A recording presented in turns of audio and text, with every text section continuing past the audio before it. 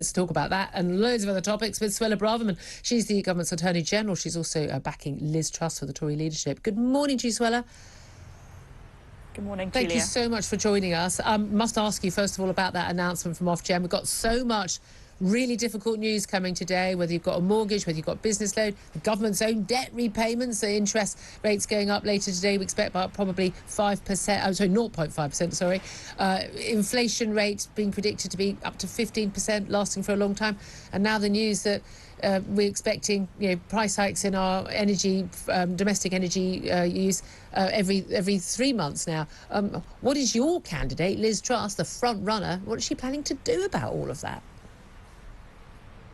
I think Liz has the best plan for dealing with these economic challenges and the rise in the cost of living, whether it's caused by inflation, whether it's caused by, rising energy bills. She is clear that she would reverse the rise to national insurance. She would put a moratorium on the green levies and energy bills, and she'd scrap the rise of corporation tax. Some people say we can't afford to cut taxes. Liz says, and I agree with her, we can't afford not to cut taxes, and that's what's actually ultimately going to help families and businesses with rising costs. And this has been one of the key dividing lines between Liz Truss and Rishi Sunak, hasn't it? About both agree there should be tax cuts. They'd like intrinsically, instinctively to have tax cuts, but it's about when they happen. Even with what Liz Truss is proposing and claims that this will total sort of £50 billion, and we're told it's uncosted, and those are the criticisms that she and her campaign have had, how much can she actually do to help people? Because realistically, the government can't just pick up the bill for everybody's energy costs over the next year or two, because all we're going to be doing is adding more debt on, which has to be paid for, by the way, with those higher interest rates. Well, I think there's a lot that we can be doing, and that's why Liz has set out quite a comprehensive plan, and she's majored on what she would do in relation to the cost of living and the economic challenges. So cutting taxes, I mean, it's quite glib and it sounds quite throwaway, and people say, oh, you can't afford it. But actually, that's really going to help families struggling with, rising energy costs. Inflation is obviously adding a cost to all of our expenses. That's caused by external global factors. But if we can cut taxes, we're going to, as I say, reduce the burden on expenses and outgoings from families and businesses. And also, and what will happen if we cut the taxes immediately, which is what the defining issue between Liz and Rishi is. Liz is very keen to do this immediately. There'll be a spending review. There'll be announcements almost immediately upon her taking office, whereas Rishi wants to do it in a slower time scale, is that this will tangibly and materially help families and businesses with rising costs. And if they can save money, if they can keep more of their hard-earned income, they can invest more in jobs, they can invest more in expanding their businesses, they can invest more or save more, and that's going to lead to economic growth. And through the proceeds of increased economic growth, thanks to tax cuts, we can then keep ploughing into our public services and supporting public service delivery throughout the country. It all sounds very well. There's really no evidence that cutting those taxes at this time is going to actually lead to a level of growth that's going to end up effectively paying for it. We'd all like a bigger pie, and we'd like lower taxes, but we're looking at long-term stuff, and there's an awful lot of long-term stuff that needs to be done. We've got a hosepipe ban coming in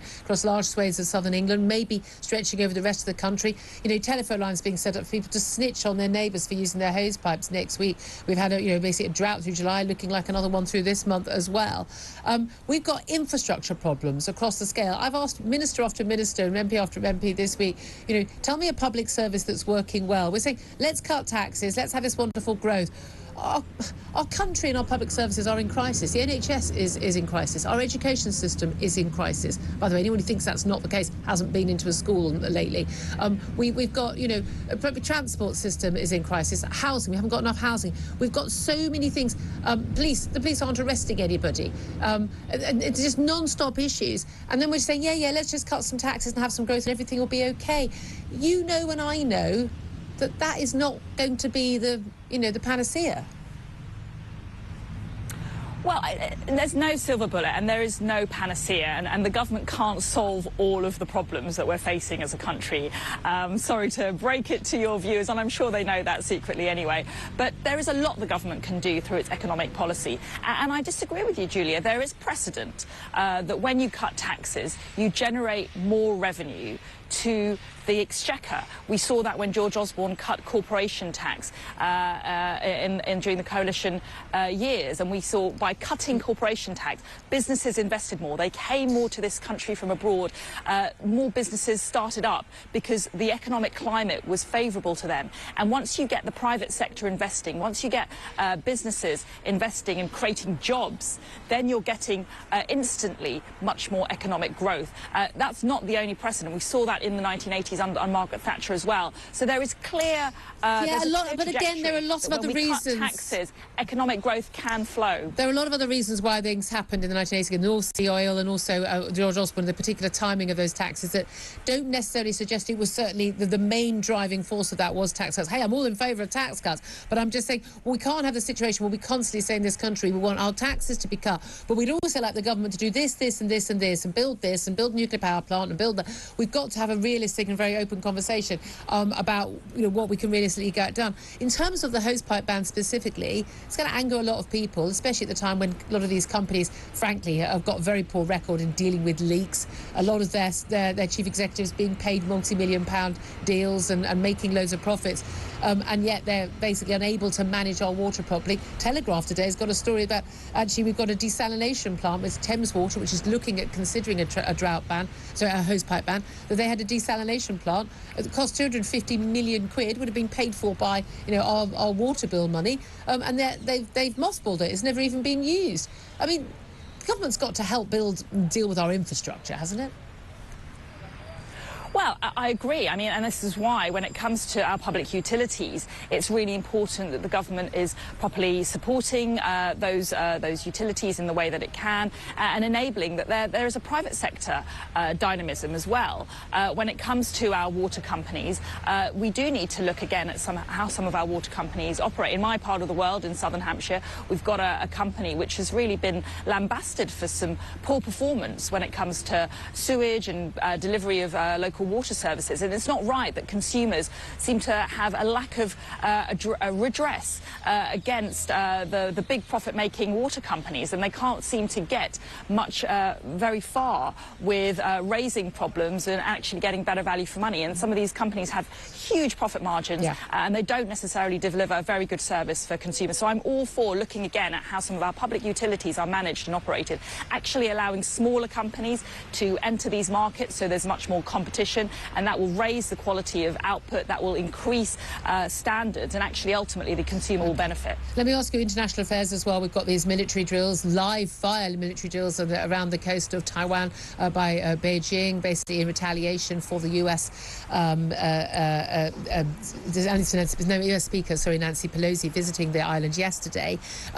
Your candidate, Liz Truss, as still Foreign Secretary, she's definitely talked tough with Russia. Is she prepared to talk tough with China?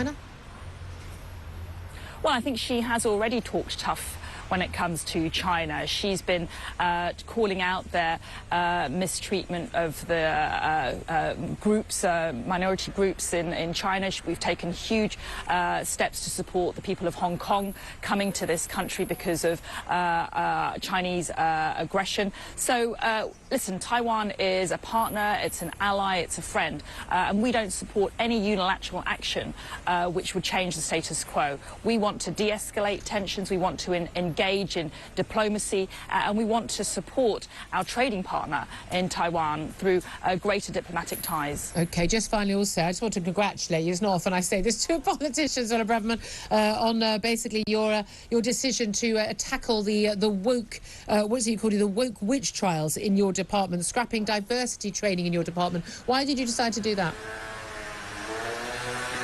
Well, Congratulations from you is very high praise. I'm going to grab that and cherish it. But listen, I was horrified. I was horrified when I saw what was going on in my department, that last year alone, almost 2,000 man-hours by qualified lawyers was spent on diversity and inclusion training.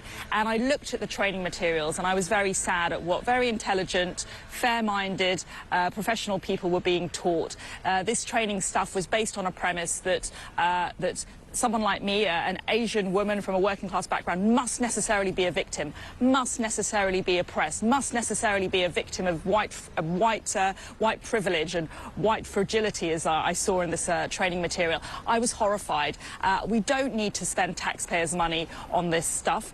We don't need to create a further climate of division. It achieves exactly the aim that it's purporting to achieve. Instead of uniting us, it's actually dividing us by different cohorts based on different kinds of grievances, and it's tearing up the fabric of our society, Julia. I don't think it's the right way to spend taxpayers' money. I don't think it's the right way to use vital civil service resource when we've got a passport office that needs to work harder on delivering passports, when we've got a DVLA that needs to be quicker at issuing driving licenses. I think there are better ways to spend money and to spend civil service resource. Yeah, I'll certainly be cheering that. Just finally, though, will Liz Truss, your candidate, if she becomes Prime Minister, will she ban that across government? I mean, not asking them not to, just say across the board, no public money may be spent on these things anymore. Ban a little bit of Stonewall charging people £2,000 to tell them what kind of pronouns to use on their badges. Just get rid of all that nonsense and be, I don't know, crazy idea, a Conservative government. Well, Liz has been very forthright on this, and she said she wants to really bring an end to this waste of money. It's politically motivated, it's based on a contested ideology, and frankly, it's brainwashing of our civil servants. And actually, it's not just the public sector. We're seeing this take over in our private and corporate sector as well. We don't need to be using resources on this. Our people are...